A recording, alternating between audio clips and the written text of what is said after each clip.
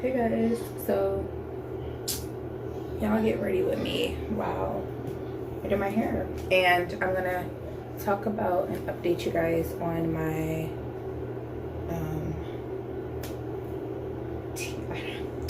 I feel like I don't want to call it TMAU because I still haven't been fully verified as having that. Right now it is on my medical history chart though, however, because that is the closest thing that we can deem it as, and that is why I initially made the I have TMAU video. So if anybody's still around, because I did lose a lot of followers after I it's kind of messed up, but it is what it is. I did lose a few followers after I deleted my previous videos in regards to TMAU. That's okay. Whoever is here is here. Whoever wants to go can go. I am not trying to hold people around because of what they want to see and what they don't want to see. The truth is, I stopped that content for a reason, and that's not to say I won't do it again. It's just more to say, it's just to say that is not the end all be all for my channel, and I don't want this channel to be completely engulfed and submerged in TMAU content, if that makes sense. Get me? Okay, so I'm back. So yeah, I have it blow dried out now, so I need to fire iron it. So let's go ahead and separate it. So pretty much back to what I was saying. I might end up taking my glasses off, but I really don't have my contacts on, so if I take my glasses off, I won't be able to see like that. So let's try to keep it on and then see what happens from there. Right, so back to what I was saying. I didn't want my channel to be a full-blown TMAU, only TMAU content channel. And so I just want to make a statement because when I first came out with my video, which that video was I have TMAU. Oh my god, I didn't even plug up the freaking flat iron. Like what? What? Crazy. Hold on 1 second. I have TMAU. It was a video that I posted and it blew up. It got over like, I don't know how many views it got. I think it got, like, if it was still up, it probably close to 3,000-4,000 views, if not more than that right now. When I took it off my channel, it was about 3,000 views. So technically it was my, was it? No, I think it, I don't know if it was, but it was pretty much my most viewed video on my channel. And I don't regret it. I don't regret it. I'm not here to say I regret it. I'm not here to say anything like that because I don't regret it. I made a choice to do that video because I was in desperation at the time, and I wanted to desperately connect with a community of people who was going through what I was going through at that time, and pretty much solidify what I was going through, because the type of insanity you feel when you're going through something like this, and it's like the doctors can't figure it out, your family and friends don't understand it, and they're trying to understand it, and you're explaining it to them and they still don't understand it, and it's not their fault, but they definitely have a way of making you feel like you're crazy even though you're not crazy, and you know you're not crazy. Like, again, like, I'm not saying it's their fault for making you feel that way, but you do feel that way because you explain and over explain and triple explain the situation, and nobody seems to understand or get it. So after a while you just feel like you're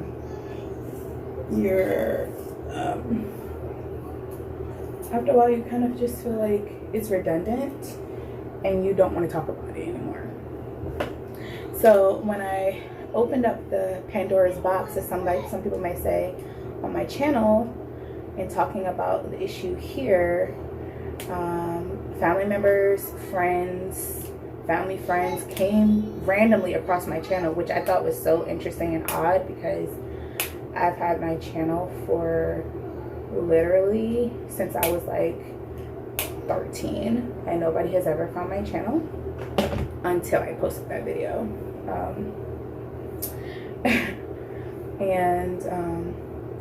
Yeah, so once I posted that video, I would say that my family is pretty much like, you know, like, we're glad that you're finding an outlet for yourself, you know, but we don't really understand it. We're trying to understand it, but we don't get it because, you know, we've been around you your whole life and we don't understand what you're talking about, right? And so, again, I continue to post videos about the matter and meet wonderful people who also have similar situations to myself. I've connected with some of you guys. I had relationships with some of you guys. And after a while, I kind of like disappeared. And the reason why that happened was because I started to become really engulfed in my digestive situation, and it was not healthy. It was healthy in a sense because it allowed me to have a community of people who's going through similar situations that I was going through, to talk to kind of like bounce ideas off of like how they deal with it, how I'm dealing with it, and stuff like that. But it was not good for me in a sense that I was like consumed by it, if that makes sense.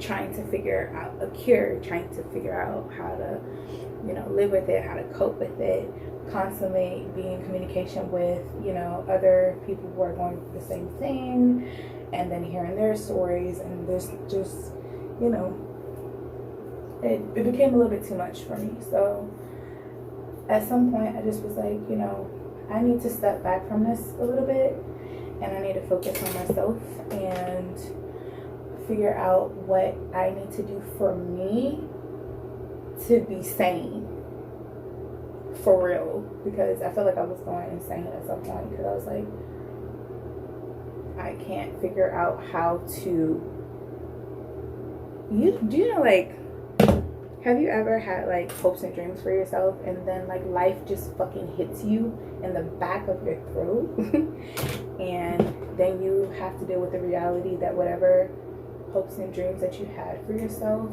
may not look the way that you thought it would look, and so now you have to reinvent yourself. Do you know what I mean? And so I was kind of like coming down that tunnel, and I'm being really transparent right now, so I hope you guys get what I'm saying. So I was coming down that tunnel to where it was like, fuck,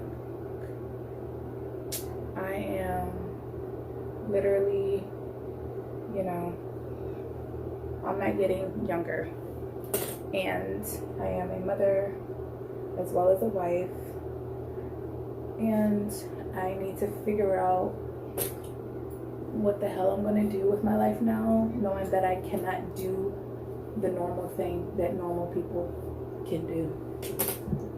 And so, especially like financially, so for the past couple years, while I've been trying to figure out my digestive issues and stuff like that, my husband has been the sole provider of our household, which wasn't necessarily an issue for him. But as our family continued to grow and we continued to expand, our lovely babies started to come more and more and more. It definitely is not easy, especially in this economy that we have, to have one person take on that full responsibility without some kind of support, even if it's just minor, you know? And my background, I have been working literally since I was small.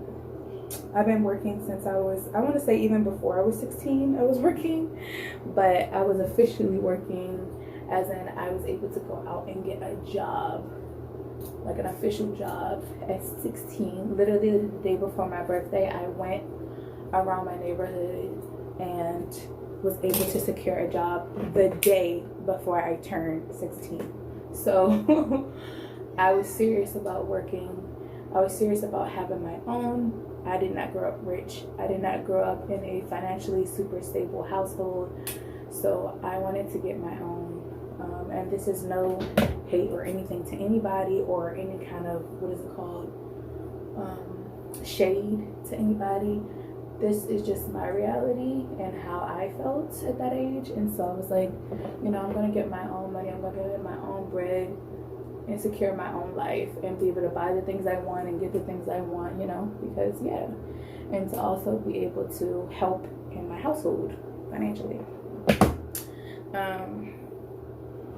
So because I started working so young, I built a super strong work ethic at a very young age, and I've been working literally ever since, making money. So once I got hit with my condition, it was very hard for me to just stay at home and not work. And yes, I did try to look for like at-home work jobs, but they just were not paying what I was used to being paid. And so it was very hard for me to stick with an idea of being, a work from home mom or a work from home girl, and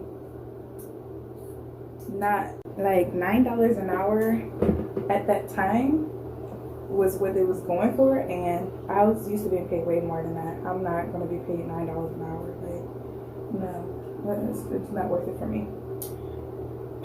So anyway, so I had to sit down and figure out, girl, what are we going to do now? So I've been an entrepreneur for a little bit over, I want to say maybe 4 or 5 years now, on and off for like the first couple of years, just doing random stuff, trying to find the one that is successful. I had a hair business at some point. I was selling lashes at some point. Like I was doing, everything I could to try to find something. Hold on, what is this? I was doing everything I could to try to find something that was going to stick. The most successful business I had before my current business was my hair business. I did pretty damn well in that business. And like I said, it came with a lot of headache, but it was really profitable at some points, and then it was also really costly at other points. So overall, I decided to like kind of take a break on that and focus on my health and talk more to doctors and figure out where we're going from there. I ended up getting a outside job at Amazon as an Amazon associate, and that is where the shit hit the fan for me the most, because the type of interactions I was having there based upon my condition was OD or O. What is it? Is it OD or OC? Which one is it? OD or OC? I feel so old. OD or OC? I think it's OC, right? Like out of control. I think it's out of control. OC? I think so. Let me know. I don't know. But yeah, it was out of control. And so I would come home crying. I literally sometimes would not, I would get dressed because I was so ashamed. I would get dressed, I would act like I was going to work, and I would sit in my parking lot at work and not go in. Or sometimes I would go in and I would work for a few hours, and then once I started getting all of those responses from people again every day, because I got them every day pretty much, I would just once I got my lunch break, I would not come back. I would leave and go home. And then sometimes, Amazon would also offer an opportunity for you to leave early if it wasn't a busy day. And I would always take that opportunity to leave early. and go home because of my situation. So I pretty much stayed at Amazon on and off for about a year. And then it got to a point to where I had to ask for disability accommodations because of my situation. And I was trying to see if they would let me be in a station that was kind of like further away from people so that I could still make money and not worry so much about, you know, the reactions I was getting. However, they made it very difficult to accommodate me. I had to go get proof from my doctor, which my doctor was happily able to do that. And like, they didn't know, yeah, so my doctor pretty much approved everything and sent the documents over to them. And then they put me on an absence of leave while they tried to figure out if they could accommodate me at my disability. Long story short, they were not able to accommodate me. However, they did end up paying me unemployment at the time due to the fact that they could not compensate me for my workspace. And yeah, in the meantime, I decided that I would hone in on my entrepreneurship and take business serious, because that looked like that was my only way out work-wise. And so I did that. I honed in on entrepreneurship. I went to my husband with a business plan. My husband not only worked, but he also had a business, or has a business, because he still has it. So I don't want to say like past tense, like he still has it. Has a business, so you know, he was making good money. So I was like, okay, like this is what I want to do, and I want you to invest in it. So I created an entire business plan, and I showed it to him about like what I wanted to do, why I wanted to do it, and how I wanted him to invest in it. Long story short, as the amazing husband that he is, and my BFF, he was like, duh, of course I'm going to invest. And cool, I'm glad you did a business plan, because that way I know you're serious about it. And, you know, whatever. But yeah, of course I'm going to invest. You're my wife. So he did that. And long story short, my business blew up. And this is before the pandemic.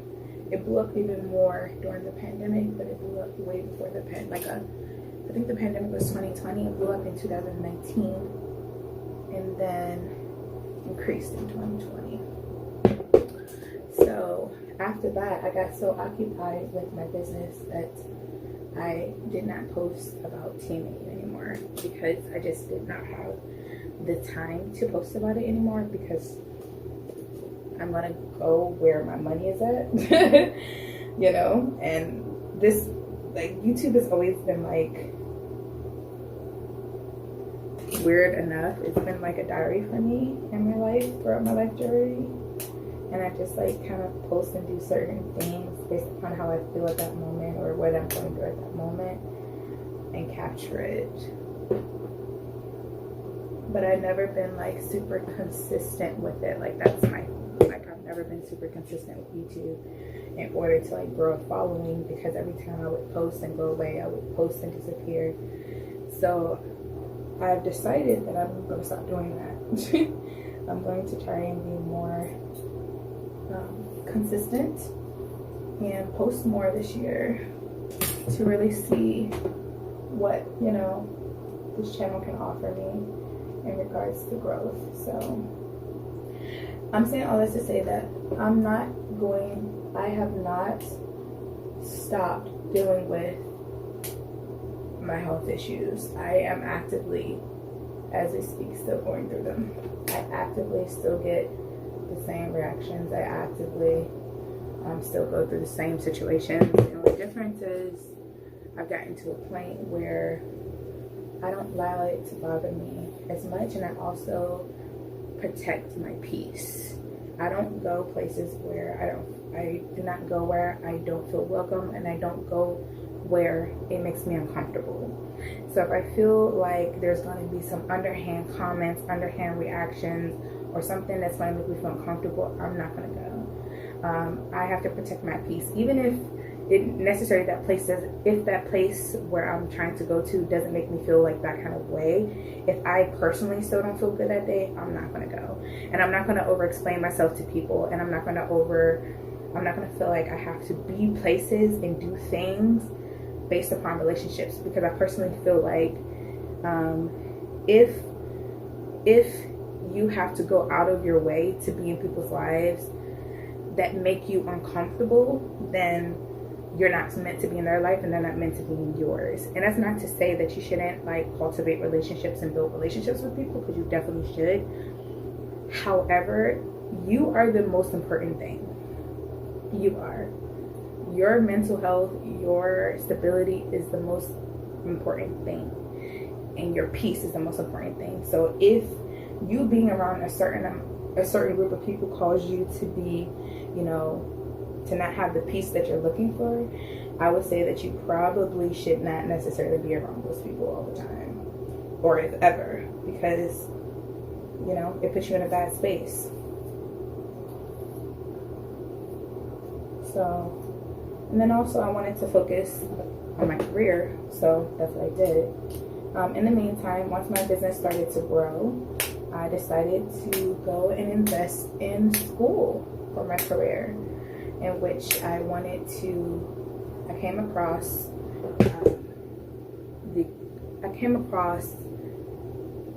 I was doing research. Sorry, I'm all jumbled up. I was doing research on my business, like I typically do, and I came across a career that's called cosmetic chemistry, and I was like, what is this? And a cosmetic formulator. I was like, what is this?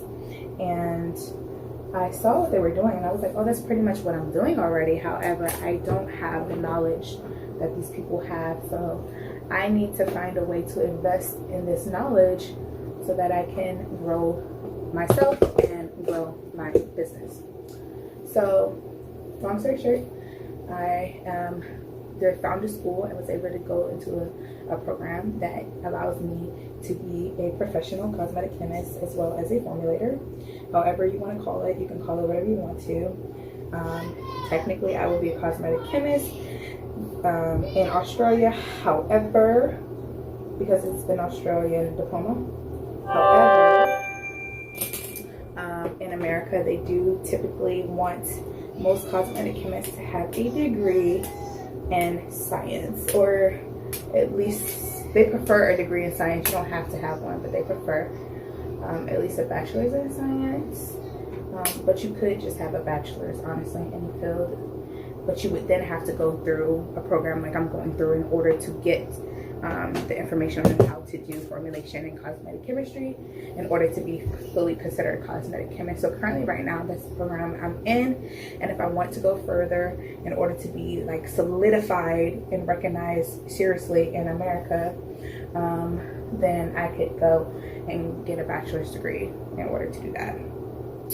So I haven't decided if I'm going to do that yet, but I am going to go ahead and finish my program, and from there I will see if it's absolutely necessary for me to get my bachelor's or if it's not necessary for me to get it, because technically I've been told that it's not necessary. However, like if I wanted to get a job in a lab, some employers require a bachelor's degree, either in science or just in general. So yeah, again, I am still dealing with digestive issues in TMAU, if you want to call it that. But I will do a separate video when I get a chance on pretty much what I do, I guess, in order to kind of tame my situation. Well, okay, instead of me doing a separate, I'll do a more in-depth video, but I'm kind of going to briefly tell you guys. So pretty much when it comes to my digestive condition, how I kind of tame it and kind of like deal with it is I change my eating habits. And this was really hard for me to do because anybody who knows me knows I like food. Like I do, I have a passion for food. I am a food connoisseur, you may say. And so I really do enjoy food, and I like trying new things and trying new cultural foods from different cultures and stuff like that. I'm really into that kind of thing. So it was really sucky to find out I have literally a digestive issue that, you know, fucks with that and messes with that. So yeah, what I do is I watch what I eat. I found out that I have a serious gluten sensitivity. So I have a gluten sensitivity, I have a dairy sensitivity, I have a soy sensitivity. So yeah, gotta watch it. So yeah, so I have a gluten intolerance, dairy intolerance. I have an intolerance to lots of foods. Gluten, dairy, seafood. I can have freshwater seafood, but so that pretty much includes like clams, some fish, but yeah, other seafoods I'm not really supposed to eat it. So if I do eat it, I already know what's gonna come with it. Again, what I say, so dairy, seafood, gluten. There are also a lot of beans that I cannot have. Tomatoes. I do not do good with tomatoes at all. My husband's cultural food, which is stew, and husband's cultural food, since he's Nigerian, is stew and jollof rice, which is made of tomatoes. I can eat them, however, I know when I do eat them, I am going to react to them. So I don't tend to eat them all the time. I just eat them kind of when I want them, and if I'm home, I'll deal with that because I'm home. But yeah, so tomatoes. And is there anything else I'm missing?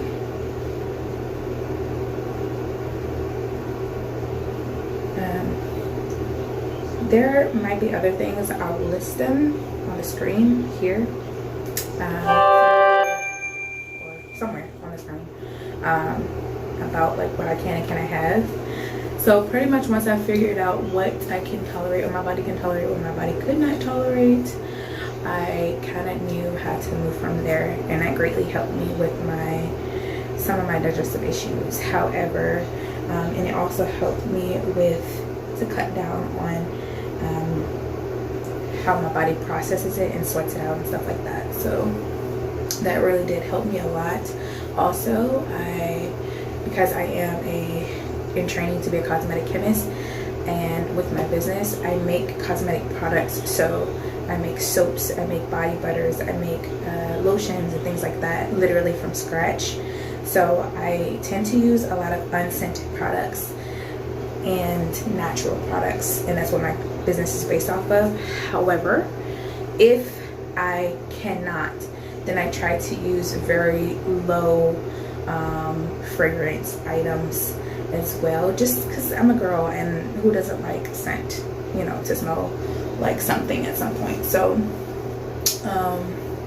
yeah, but I pretty much try to do a lot of unscented stuff in order to kind of curb any possibility of anything. But I do like scented body butters and things like that from time to time if I feel like it. And what else? Is there anything else? I think that's pretty much it. If you guys want me to do like what I eat in a day, I think I will do that video for you guys, like show you what I eat in a day. Pretty much as somebody who deals with TMAU or deals with digestive issues, I can. I'll go ahead and do that for you guys. But anyway, I'm all done now, and I hope I tried to be as informative as possible without being too long and drawn out, but I know that this video is probably going to be super long, so sorry for that. But I hope you guys were able to get a gist of why I had taken down some videos and why I stopped doing it. Again, this is not because I don't want to live in my truth or anything like that. I just did not want my channel to be only that, if that makes sense. If I still have the videos, I could put them back up, and I might put them back up at some point if I decide to do that. However, that will be my decision and my choice. And again, my channel is based also upon my health stuff, so you guys will hear me talking about it sometimes. It just will not be the only focus, because at that point in time, that's pretty much what my channel was about. It was only about that, and I didn't like that, because I am more than my condition. I am more than what my body goes through, if that makes sense. I am a very multifaceted person, so I can't just do one thing and show you guys one thing. That would not be my reality. That would not be my truth. And I'm huge on standing on my truth, and I'm huge on just being myself. So if I can't be in a space where I'm being myself and I feel like I'm actively trying to pursue or be something that other people want me to be or other people want me to see, I shut down. So, you know, that's why. But yeah, that's all. Thank you guys for watching, and if you would like to do and see more videos like this, please like, comment, and subscribe, and help me grow my family, help me grow my channel.